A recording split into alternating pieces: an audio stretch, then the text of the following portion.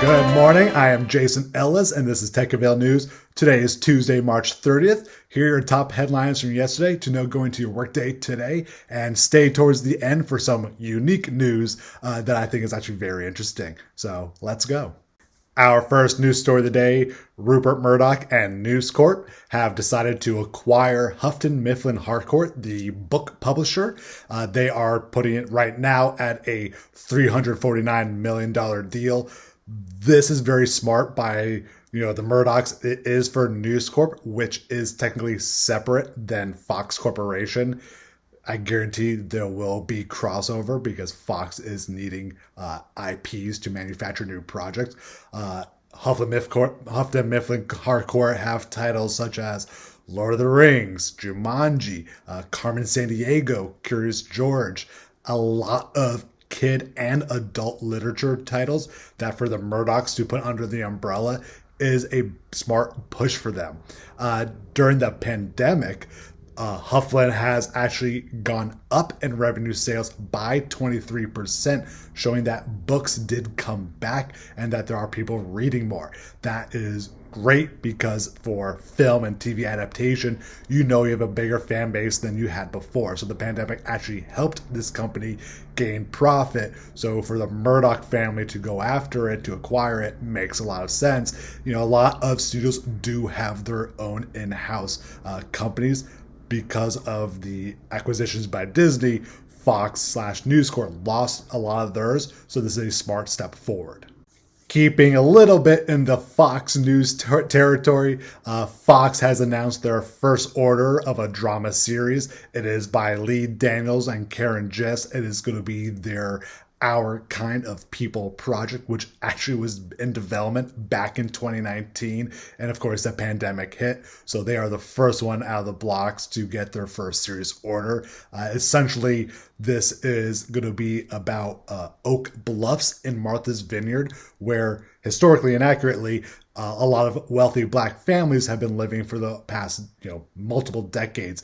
And this story is going to center on a single mother entrepreneur who is then, of course, going to find out secrets about her family that she doesn't want to get out. So it's almost feeling like, a Reese Witherspoon type of project, but with a diverse angle from Karen Gist. And Karen and Lee worked together previously on Star. In cancellation news, American Gods has officially been canceled by Starz. They are getting a fourth season, and there are, of course, what always happens when a project gets canceled on TV, there's rumors of a TV movie being made to essentially try and wrap it up even more cleanly. I would be surprised if that ever happened just because of the essentially double-digit decline in ratings for American Gods. So I don't understand why Starz or someone else would want to put money towards a TV movie, but officially canceled. So good luck to those actors on the creators for their next step. Sony Pictures chairman Tony Vinciquerra has emailed out yesterday that they are going to start opening Culver City offices come Labor Day. This is joining what Warner Brothers and Disney is also trying to target mid-summer. They said they're still working out the details with the vaccine, yes, becoming more prolific, but we are now starting to hear more about, especially in Europe, variants starting to slow back down their economy. This feels a little bit more of a, hey, we're thinking positive, wink, wink, look at us stock investors, we're starting to reopen, versus reality. I'd be surprised if people actually start being properly in the office this summer. It sounds way too soon, and it just kind of feels like an investor grab more than anything.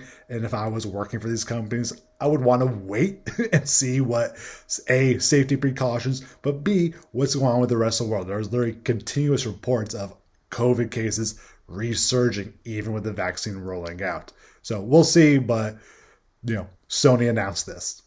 In attachment news, we'll start on the director front. Adam Wingard, who just directed Godzilla vs. Kong that came out this weekend, is being tapped once again by Warner Brothers to do the film adaptation of Thundercats. This is going to be Dan Lin's Ride Back and Roy Lee's Vertigo producing. They've actually been working on this for a while. I just really hope this is not another Cats. Also, I don't really know who's asking for Thundercats. It is a 80s cartoon title that I would say the boomer generation loves.